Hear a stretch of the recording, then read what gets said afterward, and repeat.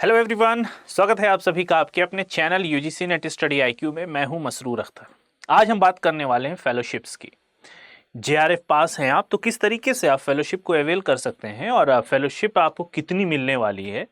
ठीक है, तो सबसे पहले आपको ये पता होना चाहिए कि जब भी हम जेआरएफ क्वालिफाई करते हैं तो ये ड्यूरेशन 5 साल का माना जाता है, जिसमें पहले 2 साल आपके जेआरएफ के होते हैं और बाकी के बचे हुए साल जितने भी दिन में आपने कंप्लीट कर ली हो पीएचडी, 2 साल, उसके बाद 1 साल, 2 साल या मैक्सिमम 3 साल तक। तो ये 2 और 3 5, वो बचे हुए 3 साल आपके एसआरएफ के, जिसको हम सीनियर रिसर्च फेलोशिप कहते हैं, उसके होते हैं।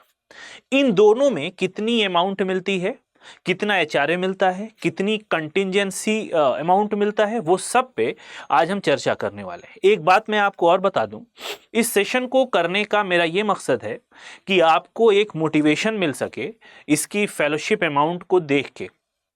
ठीक है, और जो स्टूडेंट्स गिव अप कर देते हैं, जेआरएफ का एग्जाम नहीं देते हैं, या ये सोच के कि एक अटेम्प्ट में नेट क्वालिफाई हो गया, दैट्स इट, अभी एज बची हुई है लेकिन फिर भी वो जेआरएफ के लिए अटेम्प्ट नहीं दे रहे हैं, वो सिर्फ संतुष्ट हो जाते हैं नेट क्वालिफाई करने के बाद। तो फेलोशिप कितनी इंपॉर्टेंट है ये सबको पता है, मैं उसमें नहीं जाने वाला।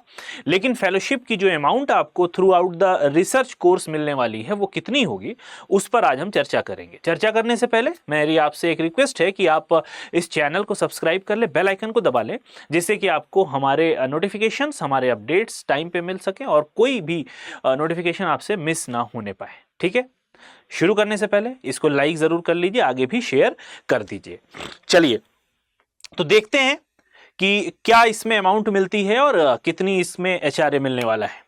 यहां पर 16 अक्टूबर को यूजीसी ने एक नोटिफिकेशन जारी किया था, पब्लिक नोटिस था, जो कि रिलेटेड था आपके फेलोशिप से।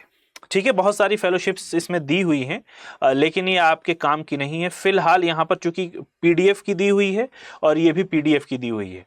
यहां पर 2 फेलोशिप है, अगर आप देख पा रहे हो, Savitribai Jyotirao Phule fellowship for single girl child. अगर आप अपने घर के सिंगल गर्ल हैं, अकेली लड़की हैं अपने घर परिवार की, तो आपको ये फेलोशिप अवेल करना चाहिए। ठीक है, लेकिन हमारा जो मकसद था कि जेआरएफ के और एसआरएफ के बारे में हम चर्चा करने वाले हैं।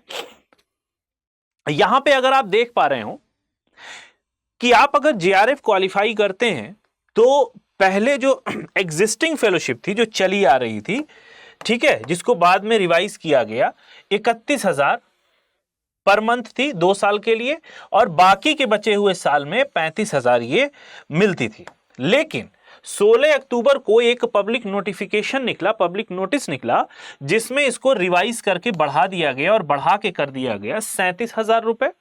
और एसआरएफ जो कि सीनियर रिसर्च फेलोशिप है, बाकी की बचे हुए रिमेनिंग पीरियड के लिए इसको कर दिया गया 42,000 रुपए। अब जो 30 लाख का आंकड़ा है वो कैसे आप टच करेंगे, किस तरीके से 30 लाख रुपए आप इस ड्यूरिंग योर पीएचडी वर्क या फिर पीएचडी रिसर्च वर्क में आप कैसे 30 लाख रुपए अर्न कर सकते हैं थ्रू फेलोशिप, उस पर आज हम चर्चा करने वाले। वो पूरा ब्रेकअप में करके बताऊंगा किस तरीके से आपको ये अमाउंट यहां पर मिलता है और मिलेगा अगर आप अप्लाई करते हैं जेआरएफ होने के लिए। ठीक है, जेआरएफ के लिए अगर आप तैयारी करते हैं तो सबसे पहले आप यहां पर देख सकते हैं कि एक तरफ मैं लिख देता हूं जेआरएफ और इस तरफ लिख देता हूं एसआरएफ। ठीक है, सीनियर रिसर्च फेलोशिप। इसमें एक तो होता है जो अमाउंट आपको मिलती है फेलोशिप वाली, उसके बाद आपको यहां पर कंटिंजेंसी अमाउंट मिलती है जो कि आपके रिसर्च वर्क के लिए मिलती है। ठीक है, कभी कुछ पब्लिकेशन हुआ, कुछ पब्लिश कराना हुआ, कोई पेपर पब्लिश कराना हुआ, या फिर आपको इसके अलावा कभी कोई सेमिनार अटेंड करना हुआ, वर्कशॉप के लिए जाना हुआ, तो वो सबका खर्चा ये आपको एक बार मिलती है सिर्फ। दिस कंटिंजेंसी अमाउंट ये साल में वंस इन अ ईयर, एक साल में एक ही बार ये दी जाती है। ठीक है, उसके अलावा आपको यहां पर मिलता है एचआरए। तो पहले इसकी अमाउंट थी 31,000 जेआरएफ की, जो कि अब बढ़ा के 37,000 कर दी गई। ठीक है,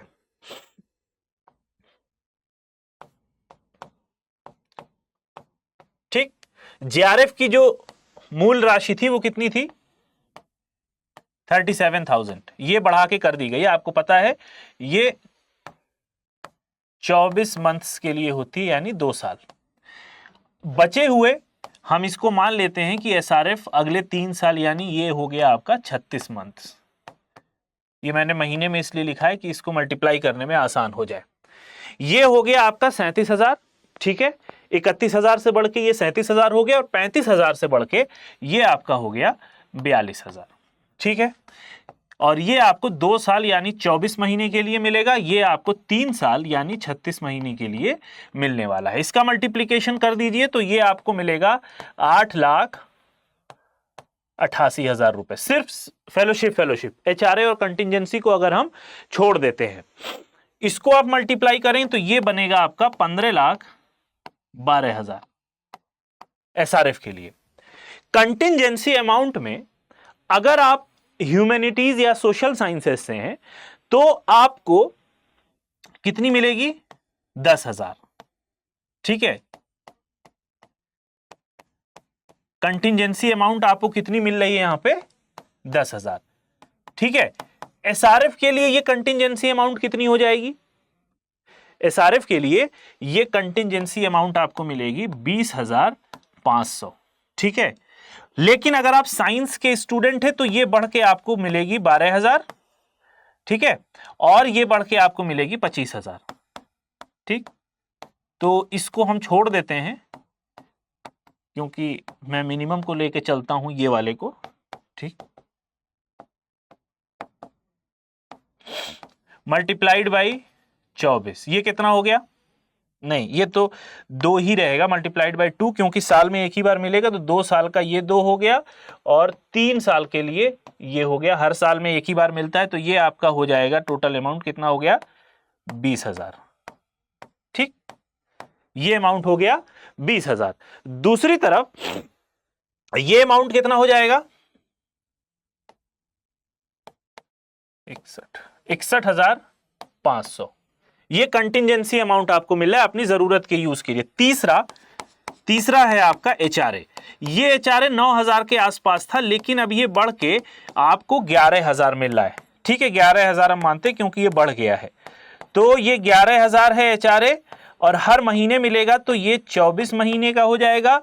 और यहां पे भी अगर हम मान लेते हैं 11,000 और ये हर महीने मिलेगा, तो 3 साल का आपका ये जो टोटल आंकड़ा बैठता है वो हो जाएगा 36 मंथ्स, ठीक है। इसको जब मल्टीप्लाई करेंगे तो कितना आ जाएगा? ये कोई 2,64,000 के आसपास आएगा, ठीक। और इसको अगर आप करते हैं 36 को 11,000 से करते हैं तो ये आपका कोई 3,96,000 के आसपास लंपसम ये आपको अमाउंट यहां मिल रही है। तो ये इसका डिवीजन था। अब हम इनको जोड़ेंगे, ठीक है। जोड़ेंगे किसको? जोड़ने वाली राशि कौन कौन सी है? 20,000 को जोड़ेंगे, 2,64 को जोड़ेंगे, 8,88 को जोड़ेंगे। इन तीनों को जोड़ेंगे तो इनको जोड़ने के बाद जो हमें टोटल अमाउंट मिलेगी वो मिलेगी आपको 11,72,000, ठीक। 2 साल में। अगले 3 साल में इनको जोड़ दीजिए, इसको जोड़िए, इसको जोड़िए और इसको जोड़िए। अगले 3 साल में क्यों कह रहा हूं? क्योंकि जो अगला 3 साल होगा या जो बचा हुआ समय होगा वो आपका एसआरएफ के उस पे निकल के जाएगा, ठीक है। इसको जब आप जोड़ेंगे तो ये अमाउंट आएगा 19,69,500। ये एसआरएफ का अमाउंट हो गया, ठीक है, यानी बचे हुए बाद के 3 साल के लिए। और ये हो गया आपका जेआरएफ का अमाउंट जो कि पहले 2 साल के लिए है, ठीक है। अब जरा इनको जोड़ने की हिम्मत करिए। 11,72,000 प्लस 19,69,500, ठीक। इसको जोड़ दीजिए, 5 साल का आपका अमाउंट निकल आएगा। ये हो गया आपका 500, 9 और 2 11, 7 और 7 14 का 4 हासिल बच गया 1, 9 और 1 10 और 1 11, 31,41,500 रुपया आपको आपके पीएचडी के लिए अगर आप जेआरएफ क्वालिफाई कर लेते हैं तो 5 साल में आपको कुछ नहीं तो 31,41,500 रुपये एज ए फेलोशिप मिलेंगे। अगर आप ये हैं साइंस के स्टूडेंट हैं, ठीक है, तो ये आपको कंटिजेंसी अमाउंट आपकी बढ़ जाएगी, तो उसकी वजह से थोड़ा सा अमाउंट यहां पे और आपको बढ़ा हुआ दिखाई देगा। ठीक है, इतनी बात समझ में आ गई। इस वीडियो के पीछे मेरा मकसद सिर्फ यही था कि मैं आपको मोटिवेट कर सकूं, इंस्पायर कर सकूं कि आपके पास अगर अभी एज है, ठीक है, और आपने पीएचडी क्वालिफाई किया है, पीएचडी ओनली में या नेट ओनली में किया है और एज है, तो आप जेआरएफ के लिए ज़रूर कोशिश करें, क्योंकि जेआरएफ जब आप क्वालिफाई करेंगे तो ये सारे फायदे आपको देखने को मिलेंगे। और साथ के साथ जो एचआरए और डीए है, एचआरए या डीए है, ये 27% मिलता था और ये भी अब बढ़ने वाला है। ठीक है, 24% था शायद, अब ये भी बढ़ने वाला है। तो जब बढ़ेगा तो ये भी बढ़ जाएगा। तो 5 साल आप बहुत सुकून से एक फाइनेंशियल इंडिपेंडेंट रिसर्च स्कॉलर की तरह आप अपनी रिसर्च को कर सकते हैं। जो मेन अमाउंट्स हैं वो ये हैं, ठीक है, मेन अमाउंट आपको ये मिल रहा है, कंटिजेंसी एक साल में एक बार मिल रहा है और आपको एचआरए भी यहां पर दिया जा रहा है। ठीक है, आई होप कि आप ये पूरा जो बाइफर्केशन है, ये पूरा जो डिवीजन है फेलोशिप का, वो समझ गए होंगे। ठीक है, और ये एचआरए आपको तभी मिलेगा जब आप हॉस्टल में नहीं रहेंगे। सपोज आप किसी यूनिवर्सिटी में पीएचडी रिसर्च स्कॉलर हैं और आप यूनिवर्सिटी का हॉस्टल या हॉल यूज कर रहे हैं रहने के लिए, तो आपको एचआरए नहीं मिलेगा। लेकिन इसके लिए आपको बाहर रहना पड़ेगा, हॉस्टल या पीजी में रहते हैं तो ही आप यहाँ शो कर सकते हैं और आपको पूरा एचआरए मिल जाएगा। ठीक है, इस सेशन में फिलहाल इतना ही, मिलते हैं नेक्स्ट सेशन में। Till then have a nice day and do subscribe UGC Net Study IQ for this type of informative video.